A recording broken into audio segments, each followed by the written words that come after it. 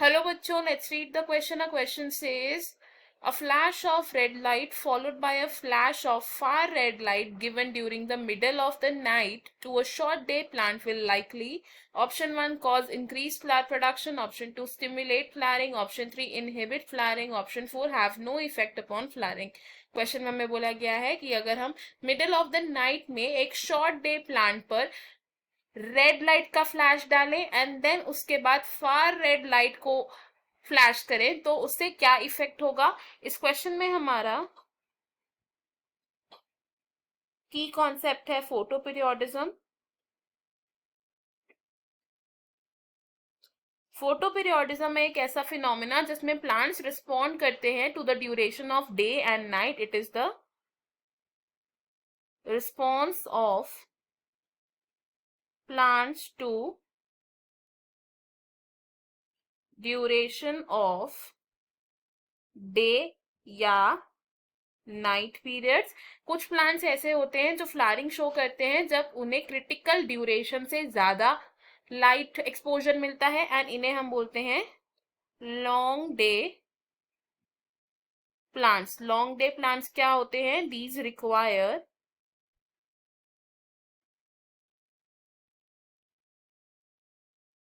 light exposure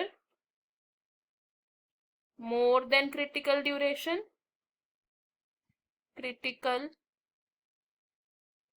duration second category होती है about the short day plants. these are short day plants. short day plants होते हैं वो plants जिन्हें critical duration से कम light exposure चाहिए होता है flowering के लिए. they require light exposure less than critical duration. And third category को हम बोलते हैं day neutral plants. Day neutral plants ये वो प्लांट्स होते हैं जिन per day and night duration का कोई इफेक्ट नहीं आता रिगार्डिंग फ्लावरिंग. अब प्लांट्स में प्रेजेंट होते हैं कुछ फाइटोक्रोम्स. फाइटोक्रोम्स क्या होते हैं? Phytochromes are the photosensitive pigments in the plants. These are photosensitive pigments in the plants. और ये जो फाइटोक्रोम्स होते हैं ये एक्ट करते हैं as biological switches. They act as biological switches for the plants. Phytochromes क्या करते हैं? लाइट को ऑब्जॉर्ब करते हैं ऑफ डिफरेंट वेवलेंथ. अब अगर बात करें अबाउट द रेड लाइट, तो जब हम एक शॉर्ट डे प्लांट पर रेड लाइट का फ्लैश करेंगे तो रेड लाइट के फ्लैश से क्या होगा? जो पी आर है वो कन्वर्ट हो जाएगा into P F R phytochrome. अब ये जो पी एफ आर फाइटोक्रोम है it is an active form of phytochrome. And ये जो पी एफ आर है ये क्या करता है? ये डिफरेंट फिजियोलॉजिकल एक्टिविटीज या एक्शंस को ब्रिंग आउट करता है इन अ प्लांट जैसे कि फ्लावरिंग. तो रेड लाइट के फ्लैश से क्या होगा? पी आर कन्वर्ट हो जाएगा इनटू पी एफ आर. लेकिन अगर हम रेड लाइट के बाद फार रेड लाइट का फ्लैश करेंगे तो जो पी एफ आर फाइटोक्रोम था ये रिवर्सिबली कन्वर्ट हो जाएगा अगेन इनटू पी आर, जो कि क्या है? It is an inactive form of phytochrome.